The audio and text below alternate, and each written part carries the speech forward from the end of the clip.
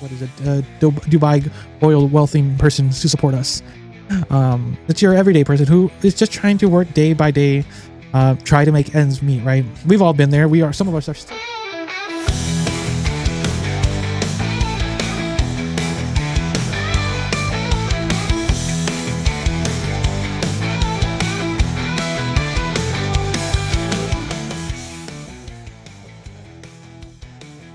And welcome back to the Convoluted Podcast, the 7 best weird news show on the internet. Probably, statistically, spiritually, I'm your host, Jesus, aka Tyrant Dominus, here to decode the chaos, overthink everything, and somehow keep this podcast barely on the rails. I'm Liz, Mrs. Dominus, if you're nasty. Bringing you the pharmacy level shade, meme grade reactions, and an inbox full of HR warnings I definitely earned. On this episode of the Convoluted Podcast, we're still here. We're like 240 episodes in. We're still here. Uncancelled, under caffeinated, and completely unsupervised, mostly after this 4th. Truly thriving. This week, we got microplastic betrayal, Zoom.exe,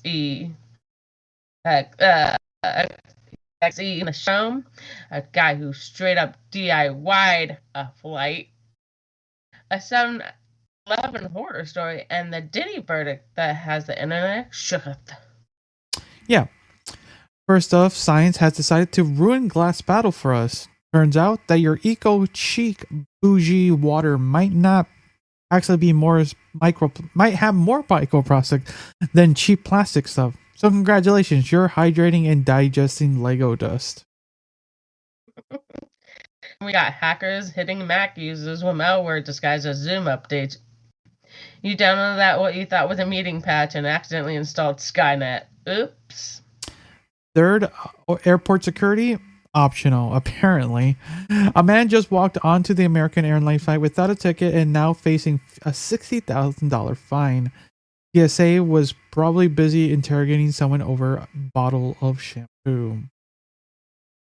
And we're taking a serious soon with the devastating story of a 7-Eleven employee attacked and killed by her manager. It's heavy and a reminder that the workplace safety shouldn't be optional. And like we said earlier, the finale, it's going to be the Diddy trial fallout and verdict. From guilty verdict to PR disaster, YouTube takedowns to frozen assets. It's the final track on the Bad Boys era. Spoiler, it's not a bomb. But the internet? Oh, the internet's remixing this downfall in 4K with captions. Also, reminder, if you're watching on YouTube, like and subscribe to the channel. And if you're listening on Spotify or Apple, tap that follow button, rate us, and share this episode with your most chaotic group chat. Helps us fight the algorithm, summon the weird news spirits, and keep this beautiful nonsense alive. But before that, Liz, how has your week been? As we said earlier, at the time of this recording, it is the day after the 4th of July, but Liz has had a impromptu vacation as we've been back and forth a little bit. Actually, not as much as I thought we were. I was like, I've been exhausted. So yeah, you've been exhausted. I've been fine. Or stupid little fever one day. That's it. What's about maybe 24 hours? I'm fine. I'm fine. So what happened? The fucking test to be negative, but that's okay. So what happened? And when did it happen? I got the bid. I got the COVID. Again? I only tested because my mother tested on Monday. Ooh, it's mama's fault. It's mama's fault. Nobody's been sick. So, and nobody's come down with it until after they've been exposed to me. So, just your luck that you got sick the week of the 4th. I know, right? Right? The time I could have gotten overtime. Money and festivities. Like, I just got locked out on everything. So, what the hell? I got screwed. Did you utilize Hopefully this will be over before I go in Vegas. True. Did you utilize this impromptu vacation at all? Watch the Squid Games, some reading, maybe a little bit of light chores. A little bit of catching up. Relaxation to the key, to the T. And you? Like I said, it's been busy, busy, busy. Just trying to get through the fourth. Fourth was fun. It was enjoyable until the last like half hour, but overall it was fun. And yeah, it was just a hectic day. Weather was mixed good. Like it was fresh. It wasn't too hot, but it wasn't raining, so that was a good thing, right? No, it's not blatantly hot. We were like in the high 70s, a little bit humid, cloudy, which was nice. So it made it easy. It just we were up since like 7 in the morning, building the grill. We had the grill since Tuesday. We just never built it. Everyone was either working or when everyone finally got together, we was too tired, so we had to build it the morning of, and then the prep to get it all. It was a long day, and then running to get last minute things. It was a debacle to get to there, but we got there, and we enjoyed it. We had a lot of little ones running around enjoying the fireworks. We normally little kid. Fireworks, speed sparklers. Yeah, so it was fun. Roman The neighbor, candles. the neighbors were coming around since we normally have the bigger ones. So if you know that your neighbors is gonna spend the money on fireworks, why you don't have to spend money. You can just watch the neighbors blow up their fireworks. So we kind of hopefully not a hand. exactly. Well, we had burn spray. We were smart. It took us years, but we finally had burn spray on hand. It wasn't until last year that we had a fire extinguisher. Okay, on hand. Yeah, we always had buckets of water. Oh my word! So this year we had a bucket of water. We had a couple buckets of water, a fire extinguisher, and burn cream. You see, we were perfectly ready. For it. Took us years to get to this point. It only took them several years. It's fine, guys. It's fine. Okay. But yeah, it was fun. We interacted with our neighbors a little bit more than we normally did, since we were kind of literally having a cookout. I sent you a photo, kind of the pre-game. But yeah, it got bigger. A lot of people around, and then we had like I said, all our neighbors were kind of in their driveway, kind of just because you've seen our drive, our kind of our front yard, how it's laid out in the streets. All our neighbors were kind of just towards like midway of their driveway to kind of have their seats angled enough to all the fireworks. We were basically the main household that were just blowing up fireworks, and they were just watching the festivities, which we're like, fine, we're doing it for us. If they're getting something out of it, good on them. We shared some food because we had a ton more food than I thought we were. And we were just offering it to our neighbors, like, hey, do you guys want some corn, some meat, burgers? Like, we just wanted to try to get rid of as much food. We still have so much more food. We still have food. Like, right, I thought I was for this episode of recording, I was eating, because we had to have a little bit of refreshments while we were enjoying the festivities. But yeah, we still have a good amount of food left over from all that, even after sharing it. So overall, a fun evening, but it was definitely a grog to get to that day, and even that morning was a grog. So finally sitting down and just watching, and then lighting a couple, but just watching. So, anything else you want to discuss before we jump into some story? No, nope. I think we're good. All right then. All right. I was reading. Crack open your BPA-free water bottles, or don't. And let's get into it. Okay, so quick poll. So, how many of y'all have ever smugly sipped from a glass bottle, looked down at on a plastic drink and thought, yes, I'm pure, I'm better, I'm not poisoning myself today? I mean, I've thought of it a lot more, even though I'm drinking plastic right now. I've always thought glass has always been the thing, but bonus smug points if it's some overpriced or uncarbonated mountain water with labels that say source from moon glaze. You know? Not to ruin your spiritual hydration journey, but turns out glass bottles might be worse for you than plastic ones, like in the microplastic department. So, apparently, yes. This is not just from the Department of Unwanted Truth. Scientists ran a study on microplastics in bottled drinks. Surprise! Glass bottles actually leach more microplastics than plastic ones. More? More? Like, congratulations. You've been microdosing plastic in style. Apparently, the study found that a single liter of water in glass bottles had up to 6,500 plastic particles compared to the 1,500 in plastic bottles. And the main culprit? Not even the glass itself. It's the caps. The synthetic lining used in packaging. Oh, it's like you're drinking a health elixir with a polypropylene chaser? Love that. Soothing. Sustainable. Silently digesting the Tupperware collection. And the scientists were shook. One of them literally said, "We were expecting the opposite result," which I understand that. Yeah, you would think that. You think glass equals clean, plastic equals evil. End of story. But no, reality is dumb again. Now, I want to know how many wellness influencers are out there sipping out crystal glass bottles, filming a gut cleanse reel, and meanwhile, they're straight up ingesting a Swifter pad. Imagine selling alkaline water that comes with a complementary side of polymers, now with extra crunch. Also, these aren't like the big chunky microplastics. They're nano level. Can slip through your organs like TikTok at levels of tiny.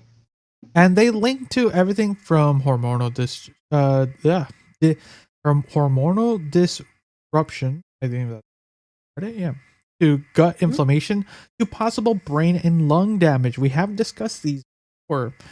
Not just your sipping plastic, you're giving it keys to your endocrine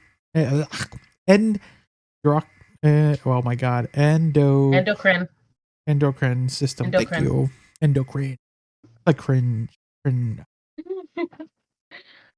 Let's not ignore the branding scam. Glass bottles are marketed as the least ethical, sustainable. It's the Whole Foods of drink containers. Bruh. Exactly. But behind the artisanal label is some BS as plastic, just better addressed. It's given, this isn't poison, it's vintage. So now the question becomes, what is safe? Stainless steel, a flask, raw dogging tap water? Honestly, probably go get a filter, a metal bottle, and pray. Or go feral and drink from the hose like old days. Immunity speed run. Real talk though, this story is a perfect example of how consumer clean living culture gets hijacked by vibes instead of science. The moment real research hits, it's like, oh hey, glass was lying to you this whole time. So shout out to everyone who paid $5.99 for a bottle of moon juice and just got a micro plastic smoothie. You're doing amazing, sweetie. And look at that shit. And let's kind of end this with a question for the audience. Would you rather knowingly drink from plastic bottles or accidentally drink more plastic from glass? That's a good would you rather. Actually, that's a good would you rather. What about you, Liz? Would you rather keep going not knowing, or would you know that you are drinking from plastic? Now that we're in this discussion period, would you be happy that not knowing that? Like, how about this? I would have been happy not knowing that glass was not the safer option. Now it's like, oh, plastic might be the better option at this point. Yeah, that's kind of been the stereotype, right? That glass has always been better. because I've always, for the most part, thought of that. You know, I think the best example, but it's not really to do with the glass. It's two things. One is Coca-Cola bottles. How glass Coke is better than can Coke, but that's mostly because in America, glass. I think most of the world. Someone can correct me in the comments. Glass bottled Coke is made from Mexico, which has real cane sugar. Comparatively to, so that's why it quote tastes better. But then the second thing would be, and this is my opinion, or my thoughts were that glass beer was better than canned beer. So my thought was glass was always better. What did you have any preconceptions before this? No, I absolutely agree with you. Like, I didn't drink the cola, so so I don't really know. But yeah, beer or ciders would taste different when you have it out of a glass container than it is to have an an aluminum can. So, so we might be better drinking off aluminum. We're fine. We're better off. Maybe somebody will prove it wrong to us. We'll find us now. But I mean, you think about it, it's like that. There's a slight favoritism. People tell you, "Oh, that's not true." I actually think like kombuchas. That's what I drink. I prefer them in glass more than I prefer cans because they continue to ferment when they're in the glass. So. Now knowing I that, don't know. Maybe it's just me. I know. Nature really disrupting my spirit right now. Yeah, true. Even though you are kind of discussing that from the plastic to the aluminum can, it's still a discussion that might be happening in the future too, right? Like they said in these articles that we looked into, that research will always somehow bum people out or give some good news. But if you're listening to this show, it usually is the latter. But it's good to know, right? Because we've had stories of. It's been a while since we had a microplastic story. Actually, Liz, I didn't get you show you No, my. I think we were talking about our beers recently. They had it. Exactly. Actually, I recently have got. Maybe I'll post a picture later. I have a really fun, goofy microplastic shirt that I picked up the other day. I was gonna wear it the other night, but it didn't fit the aesthetic. But that's besides the point. But we did read stories that like people are starting to develop like different illnesses and developing different like growths because of the microplastics. Because when people think if you tell someone microplastics, like what is that really? Am I eating plastic? And the answer is We're drinking it.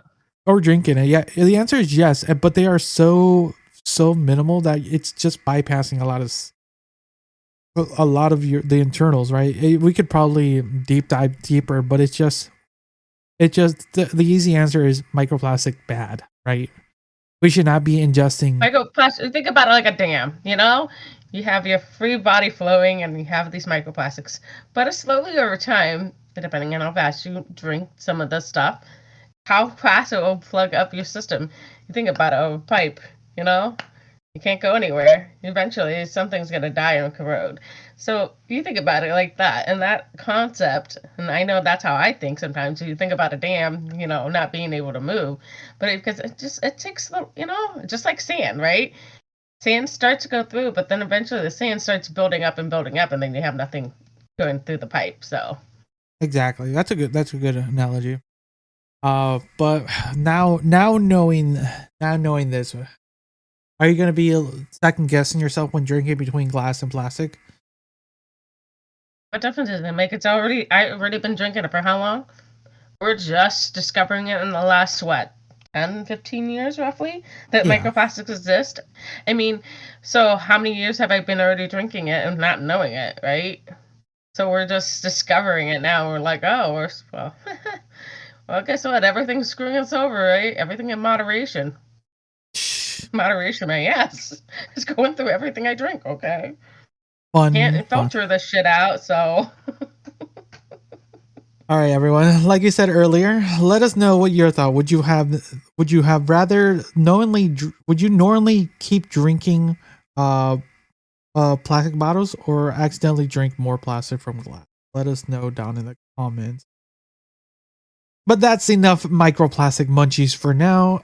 Coming up next is a fake Zoom updates that hack your Mac. Yes, that's a real sentence from 20. Zoom XEX about to end your credit score. Stay tuned. All right, so picture this.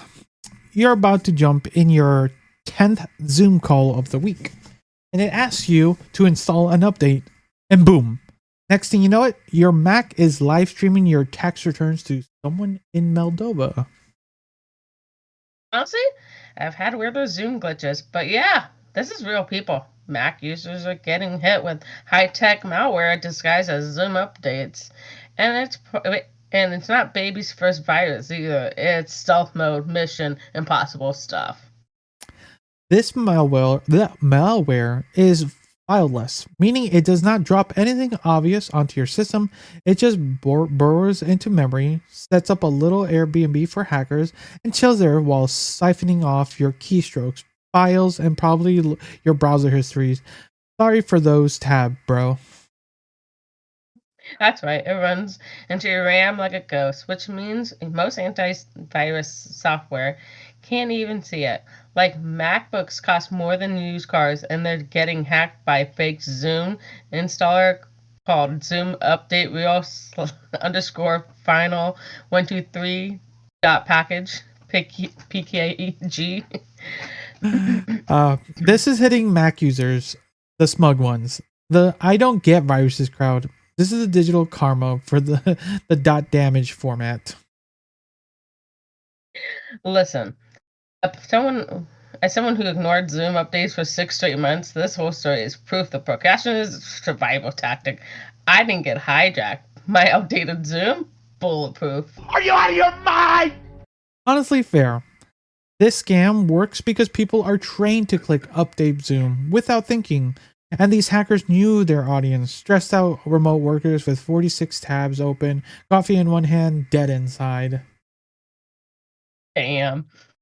Zoom is requiring an update. Sure. Yeah, whatever. I haven't blinked since Tuesday. It's all away. Boom, hacked.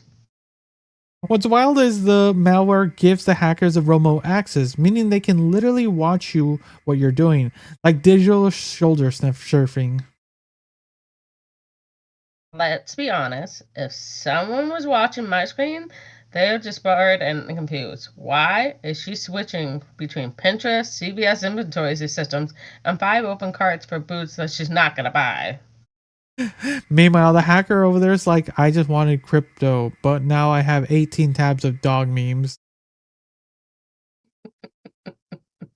Okay, but real talk. This is kind of a attack to vibe check for how overconfident Mac users are. They said had it good for a long time, too long. I don't need antivirus. I have AppleCare. Girl, AppleCare can't save you from the Eastern European cybercrime. And shout out to the cybersecurity guy who said this campaign preys on the false sense of Mac invincibility. That's the academic code for y'all got cocky. What do you do now? Stop updating Zoom? Never open emails again? Switch to typewriters? Honestly, best practice still holds up. Only update from official sources. Do not click sketchy links for the love of all that's holy. Stop Googling Zoom update downloads like it's a recipe. Or just outsource your paranoia to the one cousin who knows Linux and lives in a basement. I'll fix it. We I all know have somebody one. like that. Yeah. We all have one. Protect them at all costs. All right, let's throw this one to the listeners. Have you ever fallen for a fake update?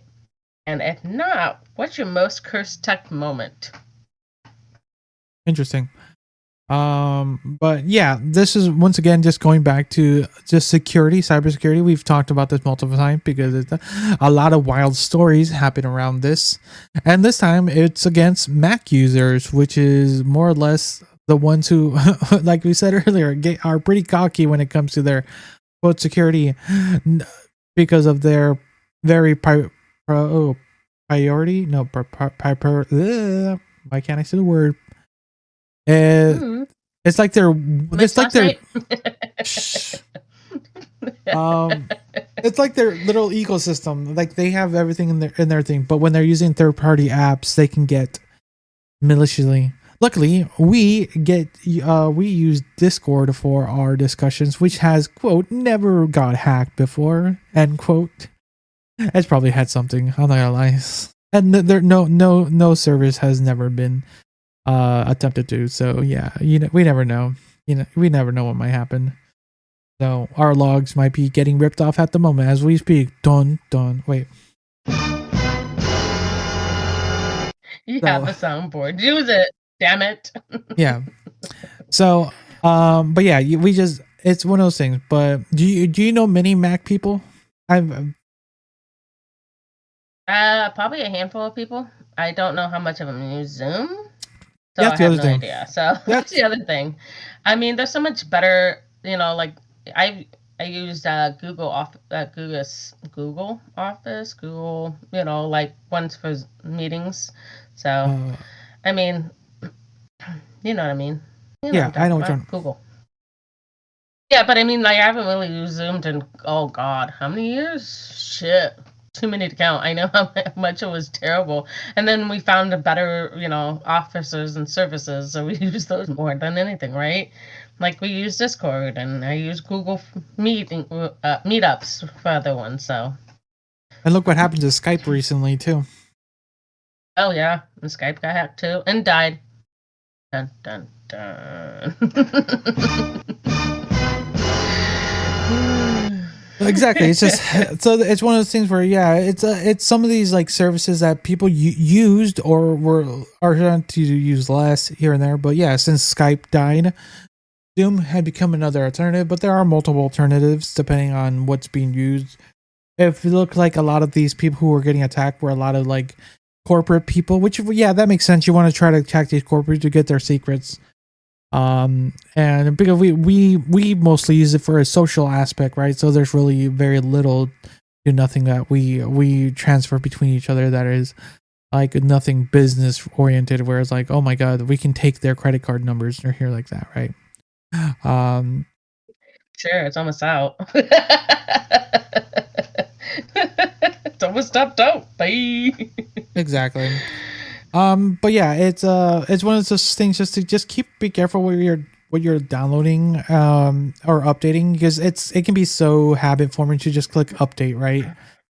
And when it's just like I agree to all this stuff and like it sometimes doesn't hurt to like see where that's coming from. My habit when it comes to like emails and stuff is I look up when I get that weird email, like who's the sender, and it's like from .hotmail.com. Like that's not a real thing from my bank. My bank does not have a Hotmail, so gotta be careful. Yeah, or the +63 number. You're DMV. Just like that kind of stuff, Yeah. I'll get to that point and go, no. So final thoughts. Don't get too complacent. Don't get too complacent. Just be careful. Yeah. There are malicious actors just out there. Look at that a little cubby and be like, nah, I don't need that. All right, so next up, a guy sneaks onto a flight, no ticket, no ID, just pure unhinged airport energy. Now he owes the government $60K. Honestly, still cheaper than flying United last minute. Let's go. Okay, so get this. A man in Philadelphia bypassed airport security, snuck onto an American Airlines flight, and the only thing TSA gave him was a $60,000 fine. $60,000. That's not even a first class energy. That's Ocean 11. But if you got caught immediately and weren't cool about it. How do you even pull that off in 2025? Airports are like the mini dystopias. Cameras, body scans, suspicious glares when people you think your hoodie is hiding a political agenda. So apparently, the guy either tailgated someone through the gate or just slipped onto the jet bridge unnoticed, which means TSA was out there stopping people for 4 ounces of hand sanitizer while this man was speedrunning domestic terrorism. That kind of happened to my mom. Meanwhile, I need a story out of that one. Meanwhile, I get a pat down because my hair bun looked structurally suspect. Will you just waltz on board like it was a SEPTA train? And here's the kicker. The plane never took off. Once crew realized something was off, they made everyone deplane and the entire flight canceled. Imagine paying $400 for a tip for a flight, sitting through boarding, buckling your seatbelts, and then let's hear the pilot. Hey, so we got a mystery passenger. Everyone off. The main character energy, but in a sitcom where airport is a curse. And all this guy got was a civil aviation violation. No criminal charges yet. I've seen people get arrested for less aggressive things at Spirit Airlines. To be fair, existing on Spirit Airlines is technically considered hostile behavior. Honestly, this dude deserves at least a probation period in the middle seat next to a daughter and some peeling hard-boiled eggs. Justice, right there.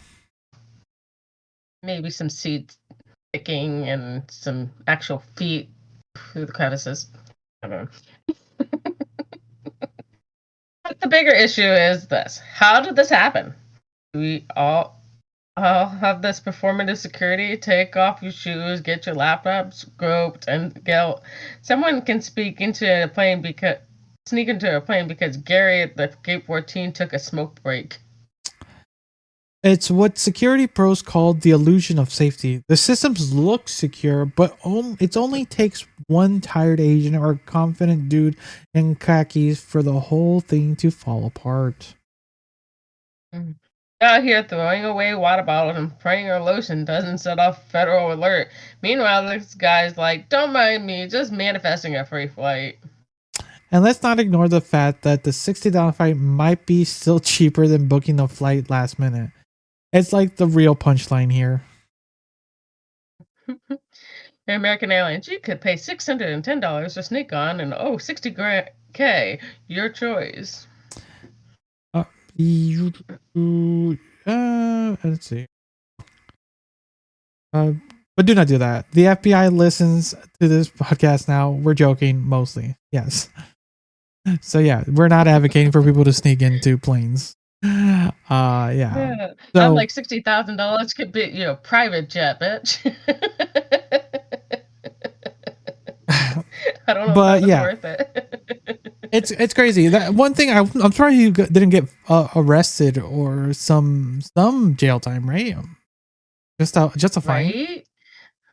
Just a fine, not even a probation. I mean, this is crazy. Like, it drives me bonkers to think of that. Like, really, you can just Watson, but of course you got a whole flight canceled. People are gonna be pissed at you. Oh yeah, that's that. But imagine that was you, right? Because it's one of those things. Like if we were when we plan these flights for whatever vacation or business or just like there's a reason you're being on this flight for pleasure or for maybe potentially sadder reasons, but you have a reason to be on that flight to go somewhere.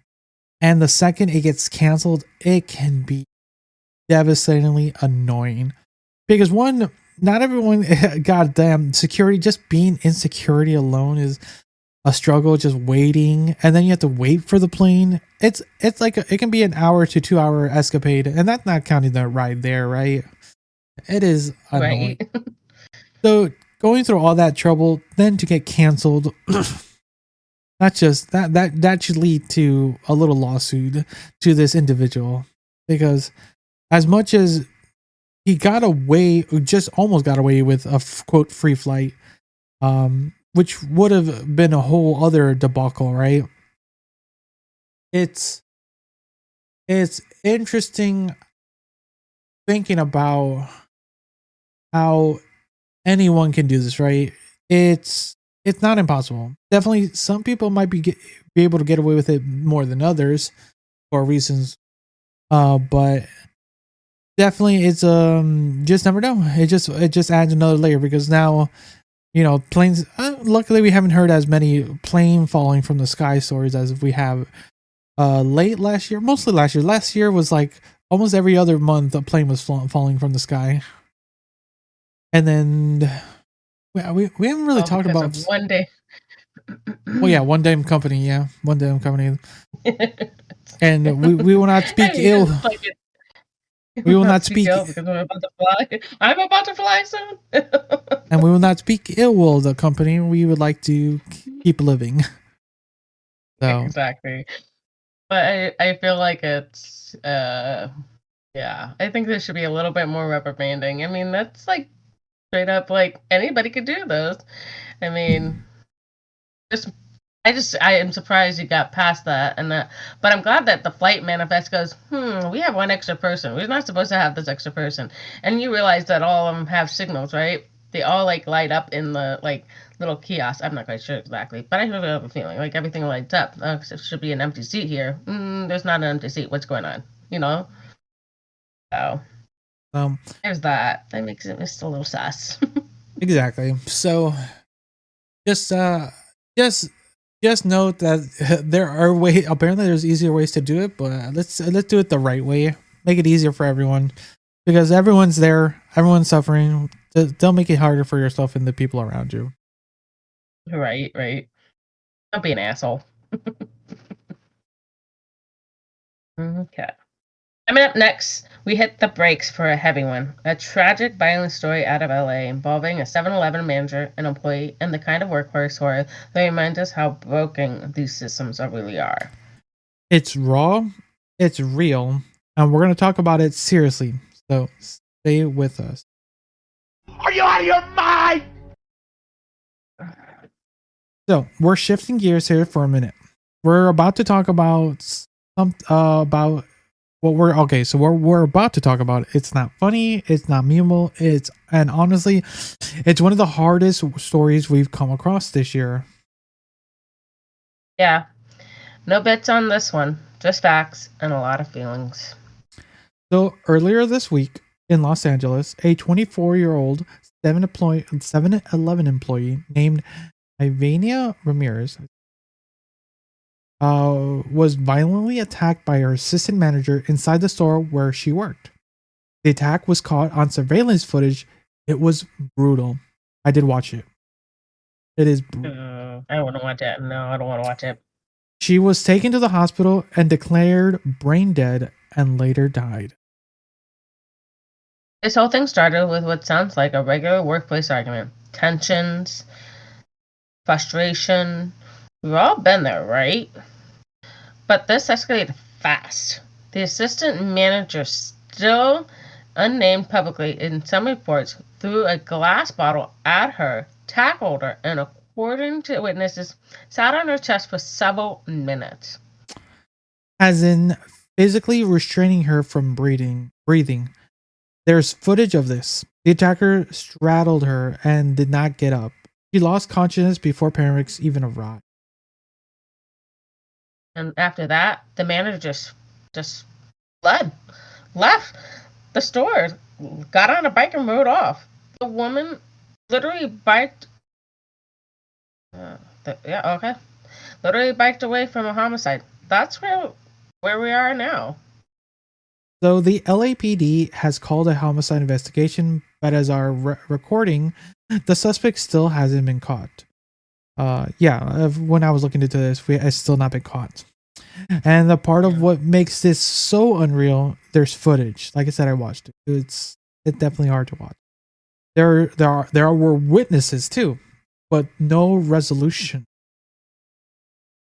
Let's also not skip over the part where this happened at work. This wasn't a robbery or a customer getting off. This was a manager attacking her own employee inside of a national train during what should have been a regular shift. And that's important Because when you work retail, you expect angry customers. You don't expect your boss to kill you. She was 24, y'all. She was just trying to make it through another shift. You know, how many of us have been in toxic work environments and just grit our teeth to survive? This shouldn't have happened, but it did. And it left the whole community reeling. Her family, coworkers, neighborhood. People who work minimum wage jobs are looking at this and thinking that could have been me. And if you ever had a supervisor who screamed, threatened, or lost it, you know this kind of thing doesn't start with a bottle. It starts with warning signs that get ignored.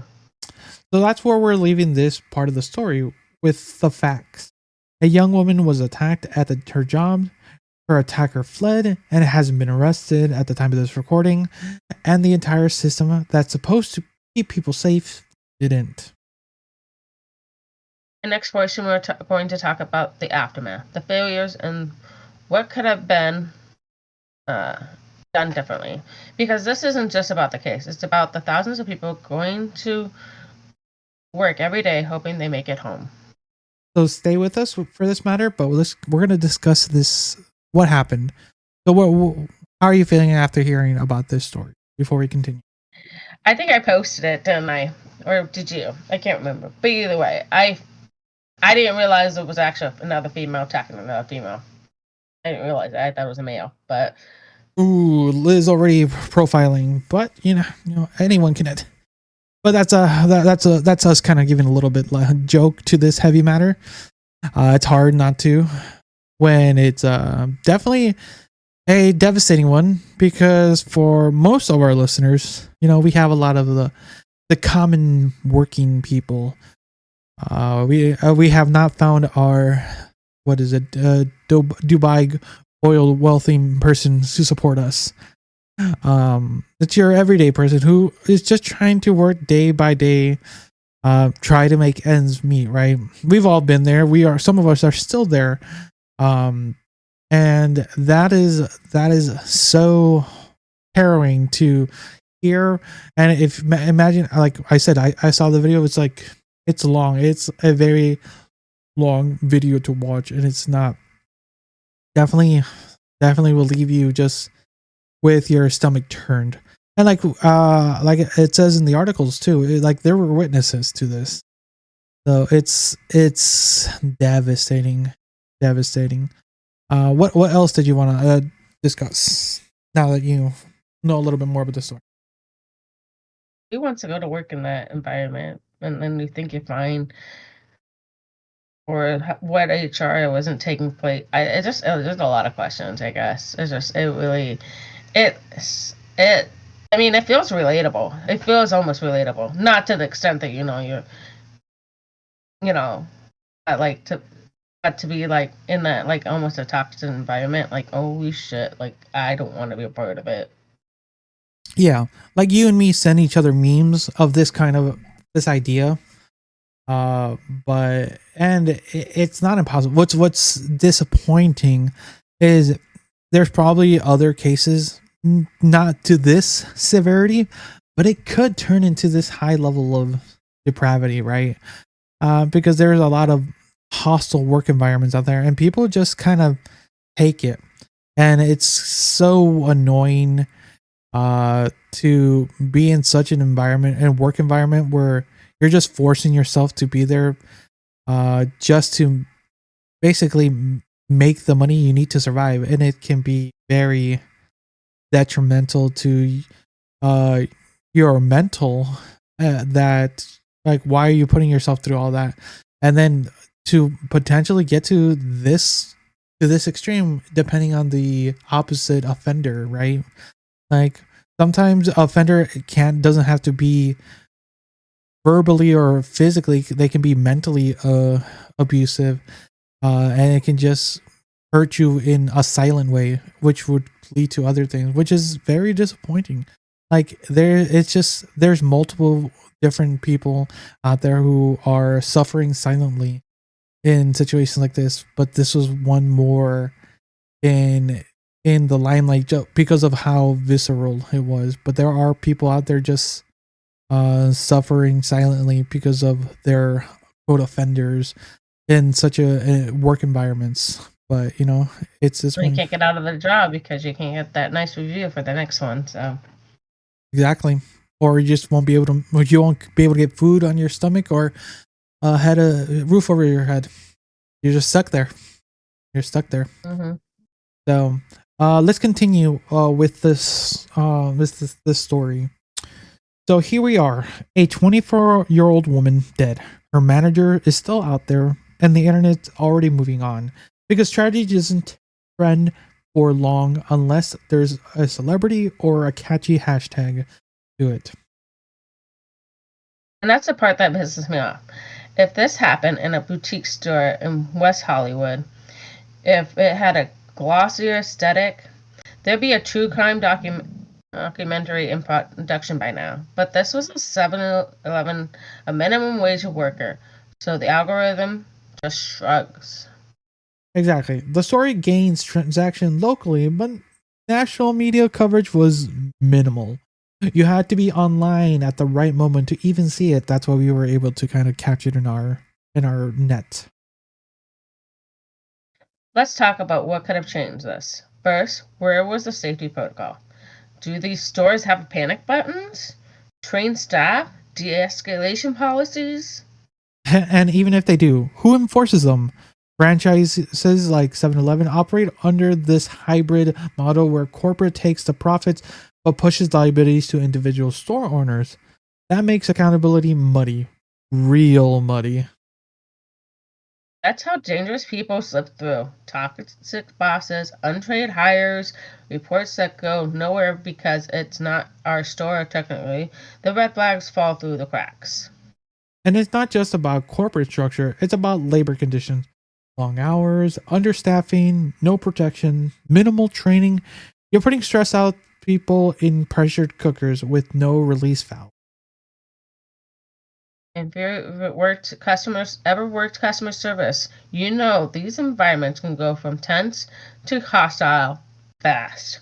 I've had coworkers throw things, scream, threaten fights, and that's just over a shift for changes. We normalize that kind of dysfunction in these jobs because we treat them like starter gigs, disposable, but people build their lives around them. They need stability, not chaos.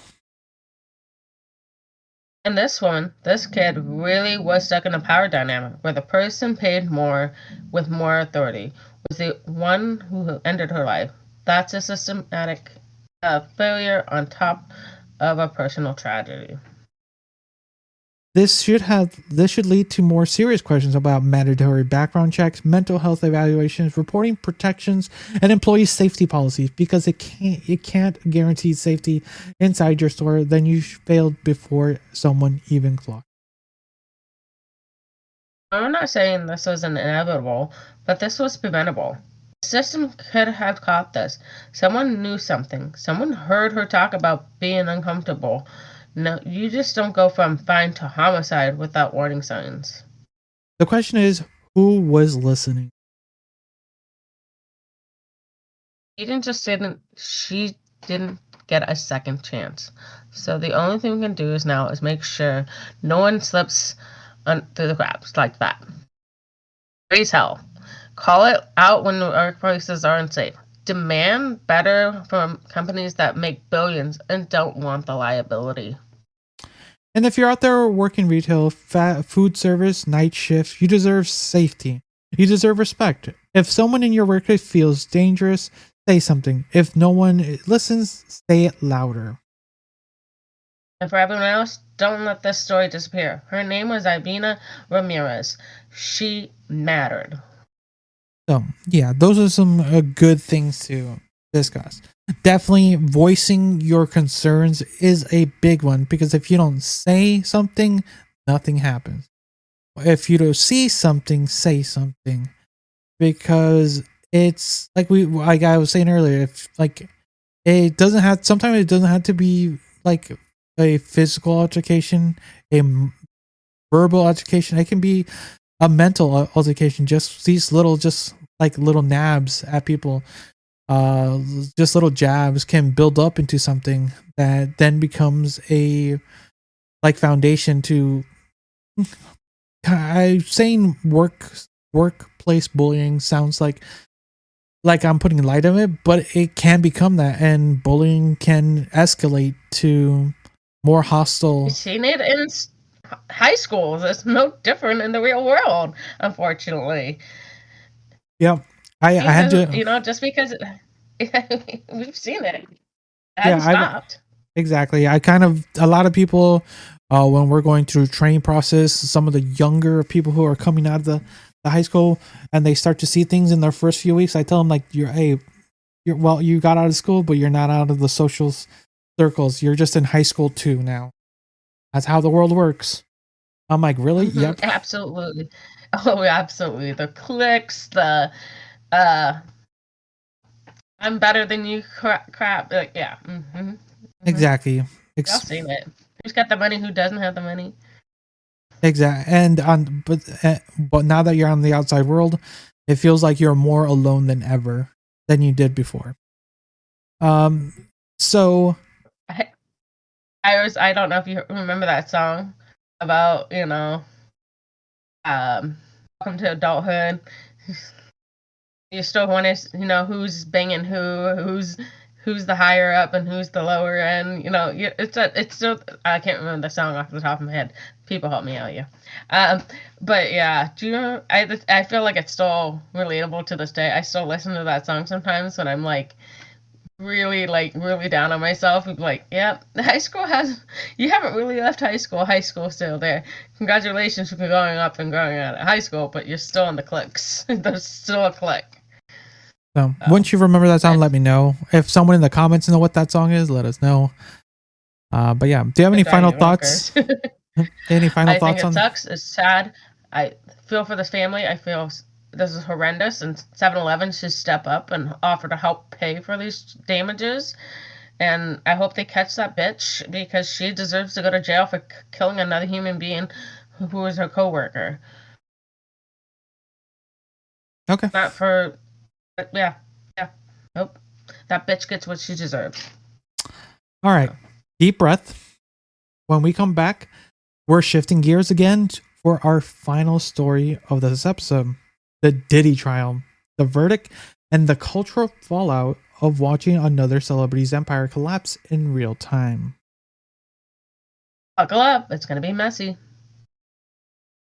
So here we go again. Our final story for the episode. One we've been sort of missed out because May was the big Diddy trial, and we kind of fell through on trying to keep up with it. But it's the biggest we've ever covered. Sean Diddy Combs, the man synonymized with hip-hop mogul status, lavish parties, and cultural power.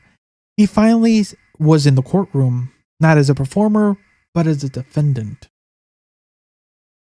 It's not a tabloid gossip or a rumor mill fodder. It's a federal crime trial that put Combs on the chopping block for racketeering, conspiracy, sex trafficking by force, fraud, or coercion, and transporting individuals for prostitution under the Mann Act. The trial kicked off back in May 5th in the Manhattan Southern District of New York. Jurors were selected and eventually narrowed to a 12-member panel, 8 men, 4 women, and over 6 weeks, 34 witnesses testified across 29 days, including former girlfriends, assistants, even celebrities like Kid Cudi and Dawn Richard. Cassie Ventura of the joint fame and former romance with Combs providing emotional charged testimony. She described years of manipulation, coercion, drug-fueled freak-offs, and a 2016 incident caught on video where Combs allegedly struck and threw her, which he later apologized. Yeah, I remember we watched that video together. Another accuser, Jane Doe, testified under the pseudonym and alleged coerced control, saying that she felt pressure to participate to avoid losing housing and financial support. Then there was Maya Mia, thank you. A Yeah. former assistant who testified she experienced physical and sexual abuse while working under Combs. One witness, I cannot speak.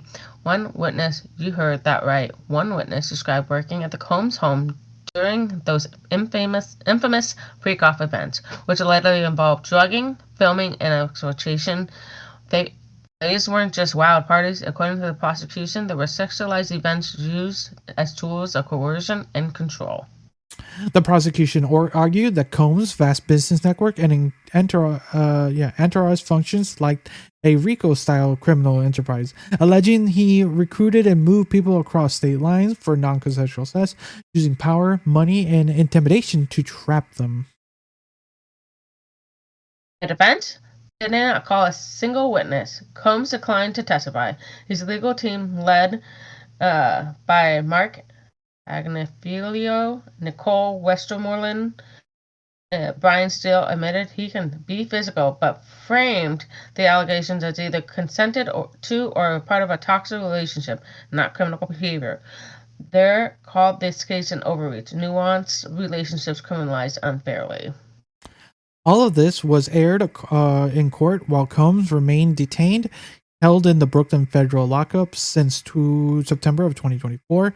He had previously had bail denied 3 times. When sentencing approached, another request for release was similarly denied. Trial Judge Arun Subramanian, that's how you pronounce his name, cited evidence of a pattern of violence, including Combs pose a danger to the community. Liz, what makes this trial so extraordinary isn't just the allegation, it's the evidence. From the surveillance videos to text messages, voice memos to explicit vent footage, the combination of high-profile testimony and emails made this feel like a forensic undoing of an empire, piece by piece. And beyond that, the public persona of the symbol and enterprise's success and brand power, black excellence, it was being dismantled by insiders, ex-employees, friends, and even Molotov bomb car stories from Kid Cudi after Combs allegedly invaded his home over jealousy. This wasn't a reality TV. This was a structural harm. This trial exposed the distance between curated image and lived experience.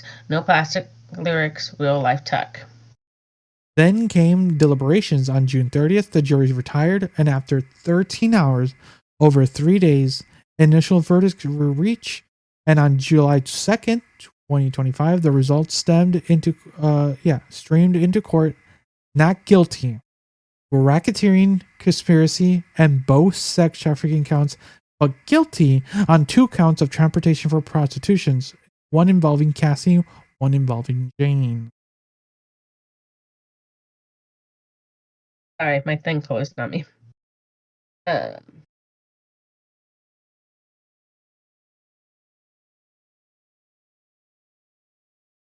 Hold on. I missed. Oh no. Where did it go?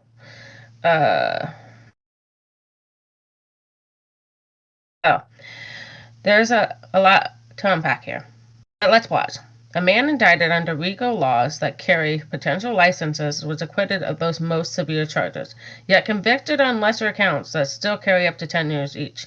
2 counts. So we're looking up to 20 years. But more realistically, 5 years or so, according to prosecutors' estimates, 51 to 63 months, factoring in credit for the 10 months already served. A juror later told ABC News viewers that any suggestions they favored for him for his celebrity status was highly insulting. We never treated any defendant in the same manner, based solely on the evidence presented and how the law is stated. That's important. It doesn't absolve the verdict, but it confirms they believe they were delivering justice honestly, under pressure on complicated crimes. It's also been called the oh my god, how do you say that? The Exoneration. Exoneration, thank you. I don't know why I can read. Yeah. The non-exoneration of Diddy, a partial acquittal. Yeah, right. Acquittal. Yeah. Acquittal. That's an interesting word. Where the system fails to fully convict but doesn't let power go completely unchecked. A half measure, maybe. but it's proof that civilization saw receipts and chose not to ignore them. We're about to jump into part 2, the verdict itself, about how the courtroom erupted, how Combs reacted, and how the justice system handled the fallout. But as the closing thoughts, imagine building a brand that screams untouchable for decades, and then in one moment, the evidence in the court turns into a castle into sand. It falls. We've been watching in real time. Empire cracked, and now the jury spoke. All right. So yeah, we weren't watching the trial because a lot of stuff was coming out just because May was our busy month. So we missed a lot of things, and a lot of things were said during this trial. But it looks we know the verdict, but a lot of the 3 days ago this. Yeah. Before this, before we started this. Yeah, there was a lot of the defense for this was, from what I was looking into, can be, if I'm really being very generous and very dumbed down, was yes, he is an abuser, but he's not a trafficker. That was kind of the defense. Was he a bad boyfriend? Yes. Was he trafficking people? No. That was kind of the defense. That was kind of like, oh yeah, he's a woman beater, but he's not doing anything majorly illegal. That was kind of the defense. If I'm trying to boil it down to a lot of what I was looking into. What are your thoughts? That's weak. That's weak. Like, how do you... No. That's fucked up on so many levels. I mean, I'm sorry, but it's the truth. How so? It all plays up. I mean, think about it. It all starts with one little thing, and then it just escalates, right? It's like it takes a woman 7 tries to say, if not more, to say no to her abuser before walking away. You've seen it. It's not like, but it's the vindictiveness. He had it. It's and the money and the nonchalance. Like, I can get away with this shit. Like, it pisses me off because that's his defense. Fuck that. And they should have tried harder on getting him on better charges. I don't know. There's so much to unpack and unload here, but exactly. Well, like I said, we're gonna jump into the verdict. He deserves more.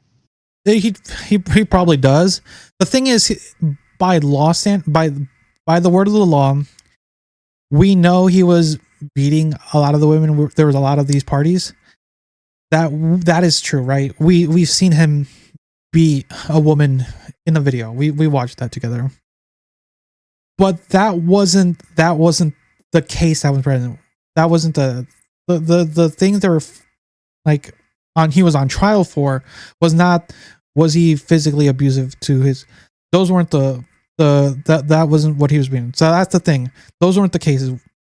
The cases were, was he trafficking people from out of state? Was he where was? So that's the thing. That's the thing you have to prove. Like, was he doing those things? And it's harder to prove that than you would think if done right. Yeah. And it looks like these jurors agreed with each other that no, he was not doing these things, but he was doing these things. So that's where you have to be careful. Like, as much as we do not like the individual because we saw him beat a woman, doesn't mean he was doing these other things. That's what's hard when it comes to it, because it's hard to, if we weren't part of the jury, it's kind of hard because we don't know the full extent of the evidence, right? Because it wasn't all fully showcased like that. Because there was probably other things, because they were going through voice memos and a lot of things, a lot of evidence that was being presented. Like, we don't have the full details in that extent, and we won't. And I don't think we will, unless I might have to look deeper into it. But I don't know if we need to, unless we'll look more into the when we talk about the verdict. But that's the thing about this, is like when we're going to talk about the verdict, he's like he's a bad person, to say the least. Was he? But the thing is, you had to prove that he was doing those other bad things to prove that he's guilty, right? That's the thing. We know he's a scumbag, but was he actually doing those things? That's the problem with. That's the annoying thing. Like, we know he's a woman beater, but okay, so it's like, okay, now I see what you're saying. He just gave the word, so he wasn't really pushing. He wasn't physically dragging the person. He was literally making his bodyguards do it. Okay. He was saying the word, not doing the action, even though he was giving the action. in some sense, it's just hard. It's hard to prove. Yeah. So that's kind of at the end of the day where that's where the justice system works. But we can talk more. Let's talk a little bit about the verdicts. So this is when the hammer came down. So it was July 2nd, 2025, and the day buzzing with anticipation. The jury came back in after 3 days of deliberation. They spent 13 hours discussing, weighing every witness, every text, every camera's clip. Everyone watching knew this would cut deep. The gallery gasped as the verdicts started coming in. So Diddy was acquitted on 2 charges: racketeering, conspiracy, and sex trafficking involving Cassie Ventura and another woman called Jane. But there's a twist. He was convicted on 2 counts of transportation to engage in prostitution, 1 count tied to Cassie, 1 tied to Jane. There are Federal Mann Act charges, serious stuff. Each count carries up to 10 years.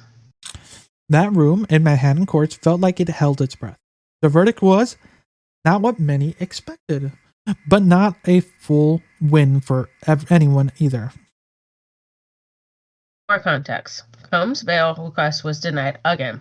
Judge Subramanian Hey, I told you it's hard. said, yeah, I know it is hard. Said prosecutors had shown a pattern of violence, even though some charges didn't result in conviction. He called Combs a public danger. And prosecutors estimated a sentence of okay, so yeah, this is where it's like the estimated thing. So it's estimated between 51 to 63 months. That's about 4 to 5 years, but his lawyers argue it could be as low as 21 to 27 months, or even time served, since he's already served roughly 10 months. Legal analysis called the case overreached.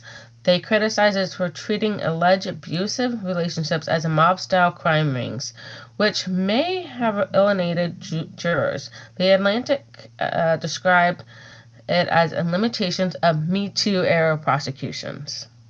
One juror who spoke anonymously to ABC News called the accusation as biased, highly insulting and belittling. They said, "We treated this defendant just like any other, based on evidence."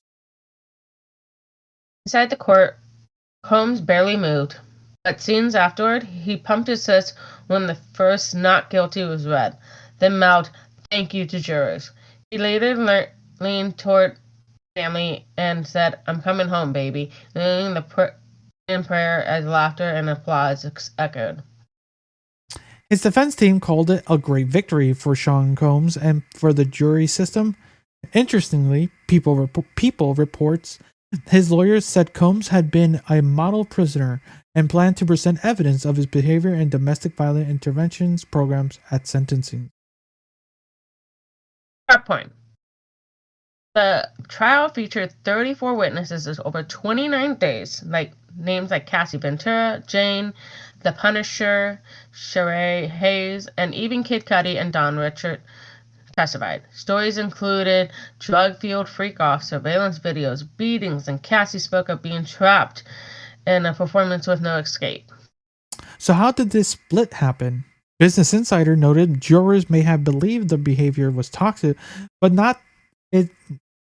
thought it's consensual enough not to meet the legal threshold. The difference between moral repulsive and criminally prosecutable sometimes costs cases. Despite court rules on the headline charges, the guilty verdict on transportation counts still proved coercive conduct. The Atlantic called it the non-exoneration of Diddy, means he wasn't cleared. He was held accountable, partially. Now we're entering sentencing season, tentatively set for October 3rd. He's likely to remain in custody until then, unless something changes. This verdict matters. It breaks the illusion of immunity without fully denouncing him. It acknowledges abuse, but also raises questions about how a justice handles power. So, what are your thoughts, Liz? Do you feel that? I don't feel like it's enough. I think there should have been more. How so? I don't know. I just feel like, I guess from a standpoint of abuse, that there should have been more. I mean, it's a cycle of abuse, and it's unofficially. Yes, I'm thankful they're not letting him be released, but it doesn't mean he doesn't have minions. To go after all these other people who talked at his, trial. 34 witnesses. I just and yeah, like I said, there's like. I don't know. I've seen so many cycles of abuse that, it starts as simply harmless, and then it just escalates. And it keeps escalating until eventually something happens, right? That actually the court system's got to draw the line. But there has been line drawn way too many times, and they kept moving the line an inch more, an inch more. So where are we getting him? I mean, I feel like there's not enough. Like, I feel like he should be in jail for a little bit longer than 20 years.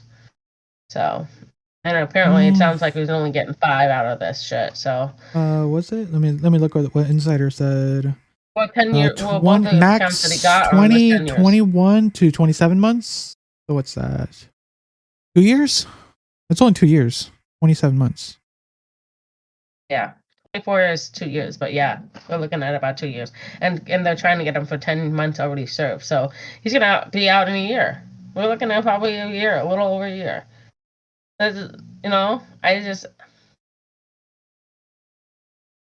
Bullshit. I think he needs to be in there for this 5. Personally, I would like it the 10 years because at least 10 plus years. At that point, he's an old man. He can't get it up. Well, that's what drugs are for, Liz. I know Viagra is I dispense it all the time. What are you talking about? Well, they have super Viagra. Remember that? So they had the Diddy parties. But anyways, the thing is, like I said, the thing is, like, when the jurors were going over a lot of the evidence, it was hard. Like it said in some of these articles, they agreed it was repulsive. Like you're saying, it was bad. But was it criminally bad to the accusations? That's the problem. Like, maybe I'm just emotionally stirred up, but that's my emotional. Is like it is, and it should. I think it should have caused some sort of like a little bit more of a stir. I guess it should have like maybe, But I get it. I know the law works a certain way, and it's fucked up on so many levels. I feel like. Yeah, that's kind of going through what this, like, how the law system works. A lot of people are arguing. We'll be getting into how the public uproar is, like how money pays away law. We'll be talking about a little bit of how the public and the online reaction goes, but I wanted to go over the verdict itself and see how because yeah, it definitely, it was hard to get the right juror together. Someone who doesn't know who Combs is or Diddy is. Like, he's a big name, but there's still people that don't know who he is. And then there was 8 men, 4 women, 6 women, right, or something like that. And at the end of the day, if you were the one getting attacked, you would hope you would get a non-biased jury to give you the right thing. I'm not saying you're wrong in the sense where he should have got more time or should get more time. It's just, at the end of the day, it's hard to be non-biased and then try to portray the law by your own countrymen, right? They provide. It's the job of the lawyers and the defense to provide you with as much information, because we're not lawyers. We're not. But if we end up on a jury, like, we only have so much that we are given from the case and stuff like that to as a group judge our fellow man, right? That is a gift we are given as Americans, and many I don't know how many other countries do that, but I know in America that's our right? We can be judged by our fellow men. And how many cases have you how many times have you ever been a juror? Never, none. I've been summoned twice. Okay, so you've never been there to judge your fellow man. I've actually, the only time I've ever physically sat there, I think it was about 5 or 6 hours, and I still wound up going to work on time. Yeah. Okay, yeah, but you never. No, I've never been a juror. Okay, I've been a juror twice in my life. And it's definitely not easy because, like I said, it's hard to. It's depending on the case. I've been on one, like average type of case, that had some housing dispute stuff, and one was a little bit more serious, between some people. Like definitely that one had a little bit more spice to it, kind of similar to this, but not as grandeur to the Diddy case. But you have to try to go by what the law says. So it's hard. So you can only imagine what these jurors had to do. So do we want this scumbag in jail for more time? Yes. But were the cases, like, were they presented right to the jurors, or was the defense just strong enough to showcase, like, yeah, he's not guilty of these accusations because the law is this and these don't fit the law, right? See, that's what I know. As much as I just emotionally rawed out, and I hate it. That's why I feel like I'm superly charged on this one. Exactly, but sometimes I think I'm charged, even though I know the law. It still frustrates the shit out of me. I have every right to be frustrated. True, you have the right to be frustrated, but sometimes feelings can outweigh what law is. Morality or feelings are not always what the law is. I can feel a way, but it's not the law, right? So, coming up next, what's coming up next is where the public roar, the media explosions, and the industry started dropping ties. Buckle up and stay loud, because we are not going to be spraying baby oil on each other like some of the people out in the court cases who celebrated Diddy, because there was a lot of Diddy supporters out there. Yeah. Wait, are you surprised there weren't supporters of Diddy? I'm just grossed out by it. That's all I'm saying. All right, these people can, but brainwashed. All right, so we're done with the court documents, witness accounts, the verdict tallies. Now it's time to confront the world after the verdict, Liz. Okay, so now it's time, Liz. You gotta confront this, because when Combs was found guilty of 2 counts but acquitted of the big ones, that ignited. People lost it online. Like Liz. Yeah, like me. One social media moment that blew up on X was, quote, "You can do anything if you got money," end quote. Users were asking how on earth he could be acquitted on sex trafficking, yet convicted of transporting someone for prostitution. Logic vanished in a puff of celebrity capacity. Outside the courthouse, fans actually sprayed each other with baby oil. Like I said earlier, yes, baby oil. That's the alleged link to the infamous freak-off party. It was symbolic, chaotic, gross, and utterly Diddy. Meanwhile, inside, people were shocked. The oil spray, real-world hallucination. Cultural critics hammered at the absurdity. How do you hide a trafficking empire on video footage and text, yet convince a jury you're innocent? End quote. The verdict fractured public trust. Many felt the system mumbled culpability, not a convinced one. Not convicted it. Sorry. Oh, yeah. Letters to the editors in outlets like the New York Post drew direct comparison to the O.J. Simpson trial. calling it missed opportunity for justice. One letter warned a presidential pardon was possible. Another lamented on how deeply Diddy embedded his in power to evade full accountability. Let's talk stars.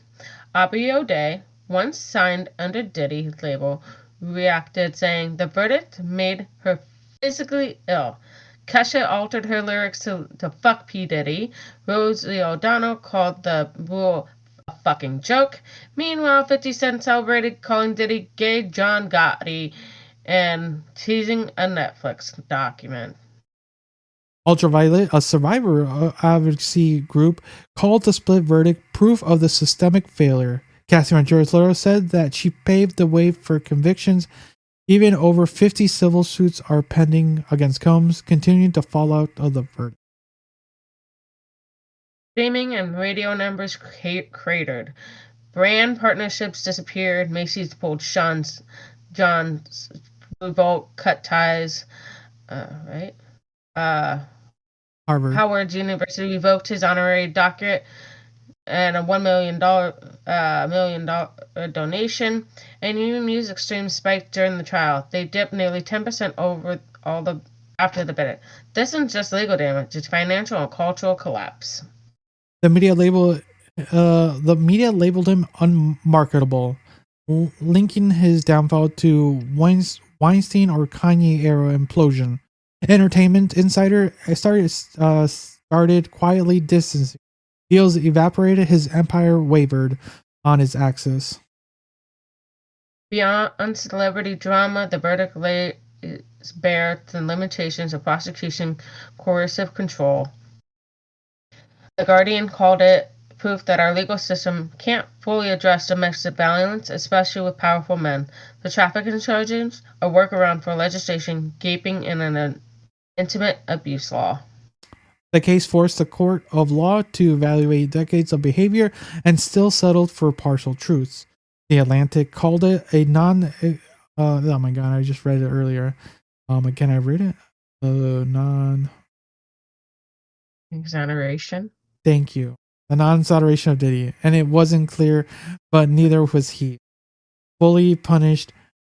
The system didn't fail utterly, but it didn't deliver full disclosure. There you go, Liz. Okay. The kind of more outcore. People are feeling your sentiment. People are feeling. See, I'm not feeling alone on this one. It's true about how much abuse gets away with it, and you can be a man and still get away with it. I think that's what still pisses me off, is that he's a man, he's got power, he still has money.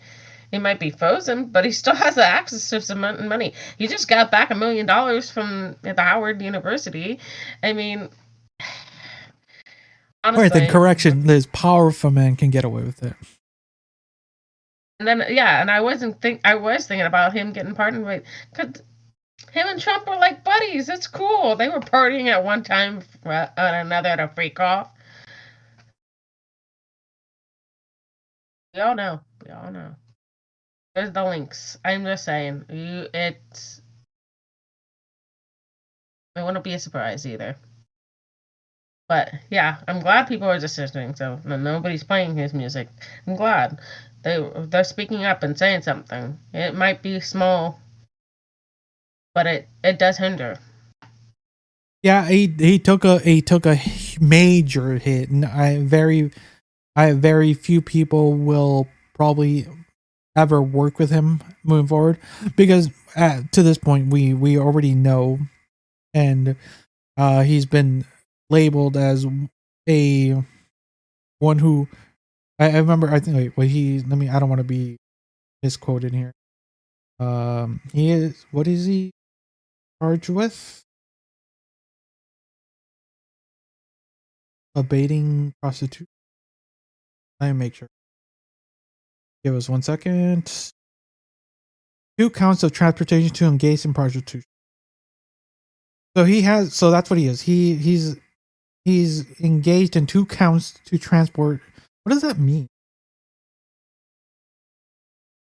He's part of it. It doesn't mean he's. I feel like he engaged. I mean, he Part of it, but not quite part of it. That's to me what it sounds like. How do you not be a part of something that you started? No. Oh shit, that's what it is. A bullshit. Okay, so this is what we were talking earlier about, the Mann Act. So it falls under that. It's a federal U.S. law originally passed back in 1910 to prevent white slavery. Okay, yeah, that's a term used. Interesting. I didn't know that. It's been amended over time, but it You remains didn't know active. there's white slaves? No, it's a term. I just never know Oh. that term. That's a term it's used sometimes. Okay. Yeah. That's always I was like, confused. there was white slaves. I was been reading on that history too. Yeah. Interesting. That's a topic for another day. But it's been amended over time, but it remains active today, especially in cases of sex trafficking and coercion to travel for sex exploitation. And here we go. In simple terms, I just want simple terms for our audience. If someone if someone flies, drives, or arranges travel for a person to another state with the goal of having them perform sex work, and there's evidence of control or exploitation, that counts. That's the simplest way. So this is what the example that is based off what the being alleged in the trial, that if a powerful figure booked a flight, this is an example. So if a powerful figure booked a flight for someone and covers their hotel, and that person ends up involved in sex works at that destination under pressure, drugs, threats, or manipulation, even without right force, that's possible a Mann Act violation. That's what it is. So just him flying people, him getting people to. So basically that's good deal. So that's what they were able to prove, right? Compared to his other stuff. So just to make sure that we both know what were we discussing? I just wanted to know what we were. We don't want to get what he is. No, he's just, we were discussing about, systematically. Like I was talking about, he's a man of power. He's gonna get some way away with it, and he's kind of is right now. That's what I was talking about. Here, trying to get away with it. He's getting away with it. So. Yeah, for the most part, he is. And depending on what his final sentences in October will be,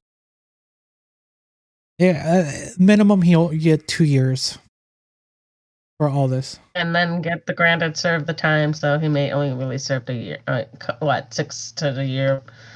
6 months to a year.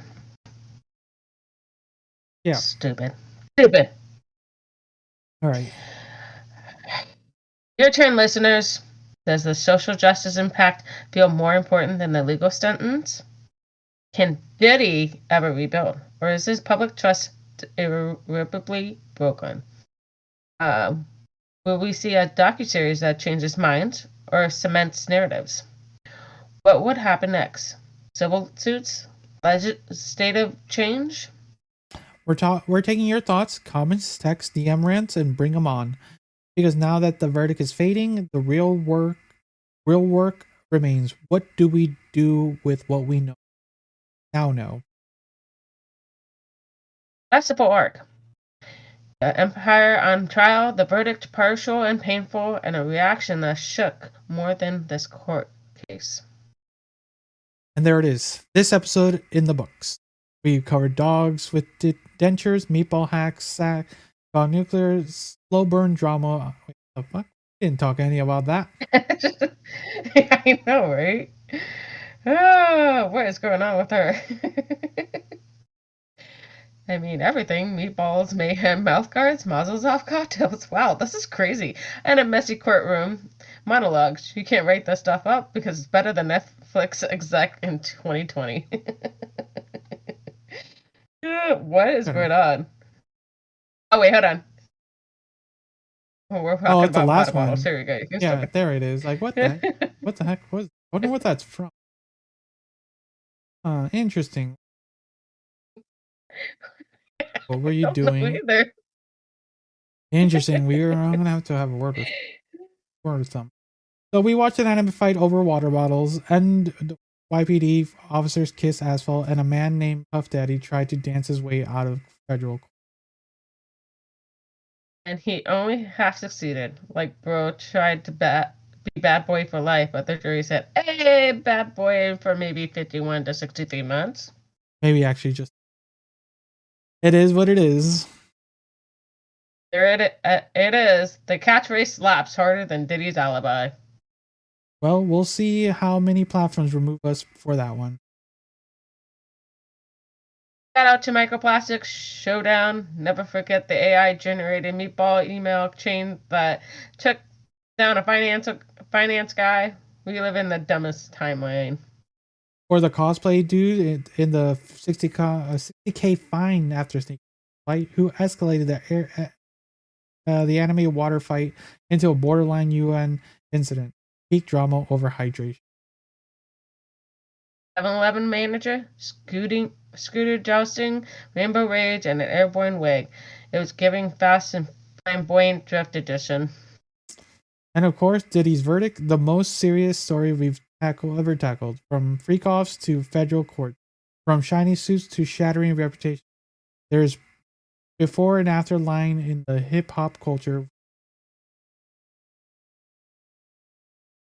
Hey, you made it this into this glorious mess, which means you're one of us. So do the thing. If you're watching on YouTube, hit that like and subscribe and ring the notification bell if you don't miss another round of this nonsense meat news. And if you're on Spotify, Apple Podcasts, or anywhere else, people, let us upload our voices. Hit follow, drop a 5-star rating, and most importantly, Tell someone. Tell a friend, a coworker, that weird cousin who still wears G-Unit tanks. Tell your barber, your Uber driver, your therapist, okay? Especially your therapist. Word of mouth builds the chaos engine, helps us rise in the weird news ranks. We're already the 7th best weird news podcast on the internet, and honestly, I think we can steal the 6th from that Australian guy with the lizard fact. We're coming for you, Gecko Steve. Stay safe, stay strange. And remember, if your email starts with meatball incident, close the laptop. We'll see you next week's on the Convoluted Podcast.